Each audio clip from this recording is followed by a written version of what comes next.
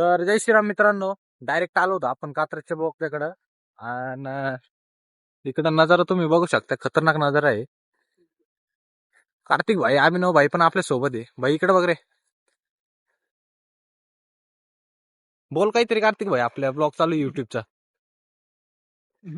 न सांगता कार्तिक कृष्ण बस न सांगता कार्तिक इकडे रे, तू पुढे उभं रे. काय न सांगता अभिनव भाईच्या मित्राची गाडी घेऊन आलेलो आहे. आणि बाईला माहित पण नाही इकडे आलेलो आहे म्हणून. आमचा भाई आता 10 फोन करतोय.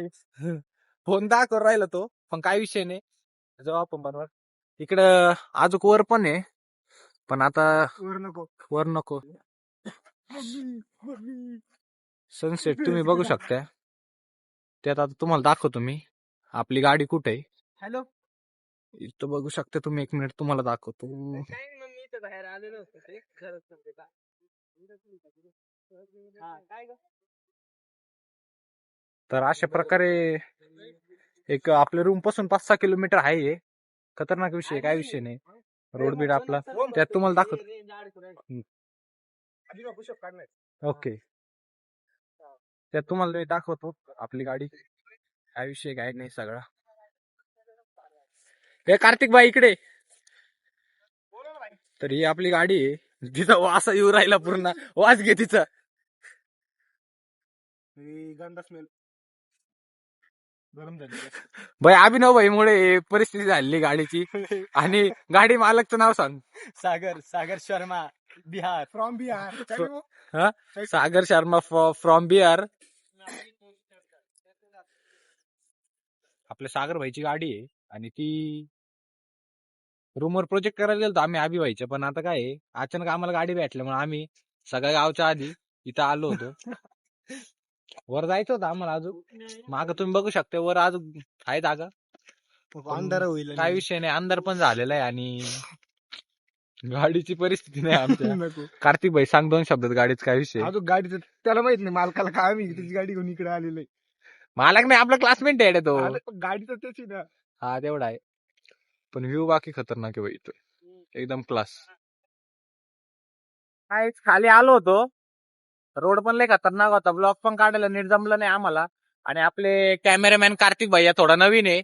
काय विषय नाही. या अभिनव तर बिचारा काही काम पण करीत नाही, नुसता उभा राहतो, डोले शोले दाखवीत. तिथं पळायला लावलं तर जीव गेला होता. आता म्हणलो हा फिक्स करून टाक. थोडा वेळ म्हणलो नाश्ता करू आणि मग जाऊ घरी. घरी म्हणजे हॉस्टेलला. गाडी घेतो रे.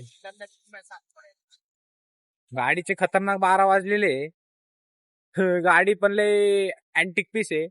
पण काहीच विषय नाही, बिचारी आपल्याला घेऊन आली. तर आता चहा नाश्ता करतो मस्त. तर गाईज डायरेक्ट आलो होतो शिवशाही मिसळला. आता मिसळ तर खाणार नाही, बजेट लो आहे आपलं, तुम्हाला पण माहिती. घर निघताना पैसे घेऊन होतो निघलो, फक्त गाडीची चावी घेऊन निघलो होतो. खरं तर आम्ही ना प्रोजेक्टचं काम करायला निघलो होतो. आता सांगते ना काय करायला आलत तू. नाही करायचं तर काम प्रोजेक्टचं होतं. आता वेगळाच प्रोजेक्ट केला. हे आमच्या आबी भाई याचा प्रोजेक्ट होता खरा तर.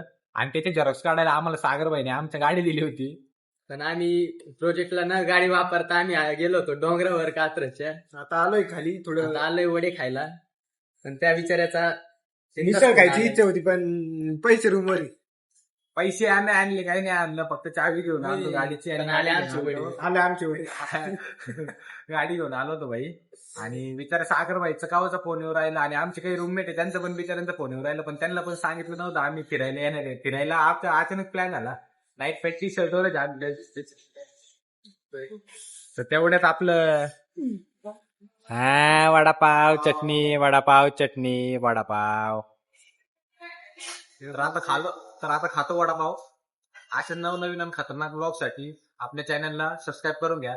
भेटूया उद्याच्या ब्लॉग मध्ये, किंवा पुढच्या ज्यावेळेस फिरायला जाऊ त्या ब्लॉग मध्ये भेटू. जय श्रीराम.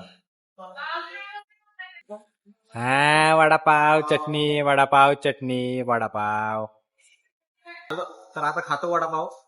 अशा नवनवीन आणि खतरनाक ब्लॉग साठी आपल्या चॅनलला सबस्क्राईब करून घ्या. भेटूया उद्याच्या ब्लॉग मध्ये, किंवा पुढच्या ज्यावेळेस फिरायला जाऊ त्या ब्लॉग मध्ये भेटू. जय श्रीराम.